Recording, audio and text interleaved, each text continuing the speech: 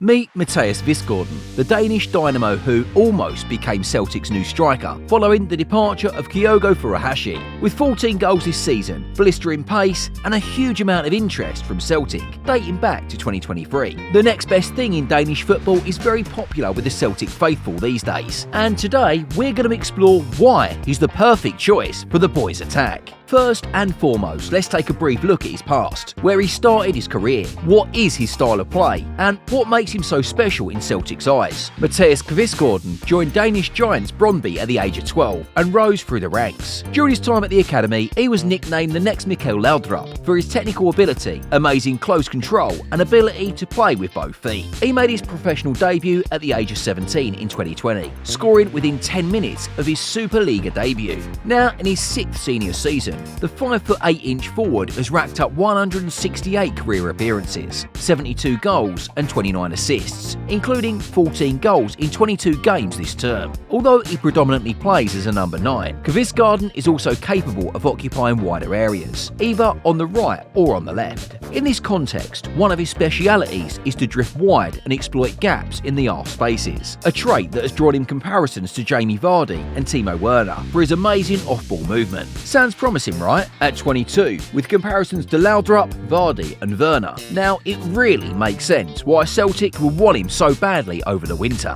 Speaking of his versatility as a goal scorer and a playmaker, here are some stats for you. Since the start of the 2024-25 season, Kvistgaarden is the Danish Super League's second top scorer with 10 goals, just one shy of the top spot. He's also tiered with 7 other Super League players for his second place in assists, with 4 passes that have led directly to a goal. This puts him in a very high position in the Danish top flight as the second highest contributor this season. That speaks volumes about his performance, and when you add in the fact that he's only 22 years old, you have a fantastic player who can do wonders at Celtic Park next season. And to delve a little deeper into the matter, let's see how Kvistgaarden compares to his opponent in other key metrics. He is in the 100th percentile for shots on target and the 94th percentile for expected goals on target. In terms of passing, he has completed 133 passes this season, which puts him in the 75th percentile, and has accumulated 1.35 expected assists, which puts him in the 80th percentile. The stats here are a little lower than those of other forwards, but this is pretty decent considering that Kvistgaarden's main goal is to score goals, and only then look to create chances for his teammates. We pass quickly through his possession stats before talking about his arguably most surprising metric. Overall, Kvistgaarden could be described as an astonishing dribbling and possession master, who is among the best in the league. He ranks in the 88th percentile for dribbling success. 62% of his dribbles are successful, and also leads the league in touches in the opposition box. As you may have noticed, Kvistgaarden is only 1.73 metres tall, which could be described as a short striker. That don't take away from his aerial prowess though, as he has scored several goals this season using his amazing leaping ability. Furthermore, according to FOTMob, he wins an average of 2.31 aerial duels per game, with a winning percentage of 55%, which puts him in the 82nd percentile of all strikers in the Danish Super League. All in all, the conclusion of these figures suggests that Mathias Kvistgaarden is a solid striker with amazing ball control and dribbling ability, as well as an elite understanding of where to position himself to receive a pass, whether with a man on his back or with his eye on goal. At 5'8", he is definitely in the lower third of the most top strikers in the world, but he could be very useful in that department as well. Of course, his greatest asset is his shooting ability, as he can strike with either his strong right foot or his weak left, giving him an amazing advantage in one-on-one situations with an opposing defender.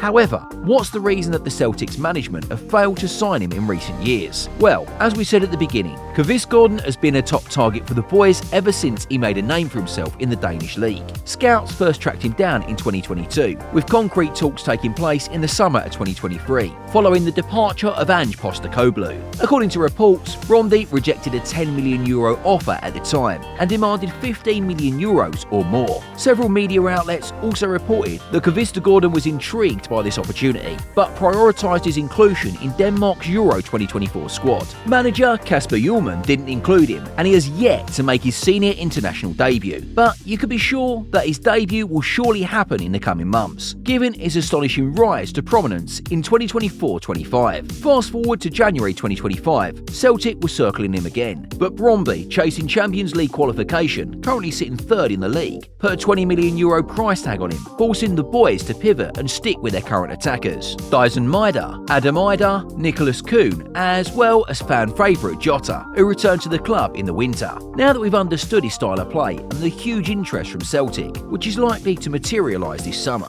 let's talk about how he would fit into Brendan Rodgers' tactics. At the heart of it, the Northern Irishman has a very distinctive style of play, in which on paper at least, Kvistgaarden would thrive, as you may remember from his time in charge of Liverpool and Leicester in the Premier League. Brendan Rodgers' brand of football demands technical precision, relentless pressing and positional fluidity, all qualities that Mathias Kvistgaarden implements to perfection. He plays in a 4-3-3 formation and his game thrives on suffocating his opponents high up the pitch. This is the number one priority in his game. Interestingly, Kvistgaarden averages 4.3 sprints per 90, which puts him in the top 5% of the Danish Super League, a testament to his pressing discipline. Unlike Diogo Furuhashi, who sometimes saves his energy for bursts in the final third, Kvistgaarden's work rate is very similar to that of Liverpool's Luis Diaz. For example, his sprinting causes central defenders problems, cutting off passing lanes and provoking counter-attacks. This fits in perfectly with Rodgers' 5 closest players swarm the ball philosophy, which ensures Celtic dominate in transition. Another aspect that will make Kvistgaarden a fantastic acquisition for Celtic